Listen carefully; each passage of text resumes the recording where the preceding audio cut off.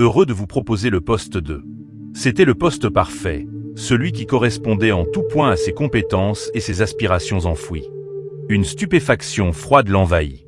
Ce n'était pas de la joie, pas encore. C'était l'incrédulité absolue. Il accepta.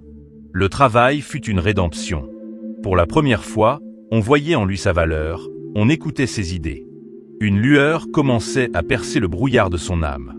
Et puis, 3 mois plus tard, son téléphone sonna. La voix à l'autre bout, hésitante et tremblante, était celle de Cécilia. Elle avait entendu parler de sa métamorphose. Elle lui avoua, la gorge serrée, son erreur, son regret immense. Elle demanda pardon. Roger écouta, silencieux, une larme unique traçant un chemin sur sa joue. Cette fois, ce n'était pas une larme d'amertume, mais d'apaisement. Ce soir-là, dans le silence retrouvé de son appartement, Roger ne chercha pas le crucifix sous son lit. Il n'eut pas besoin de mots grandioses. Il se laissa simplement glisser à genoux, au même endroit où il avait renié tout espoir.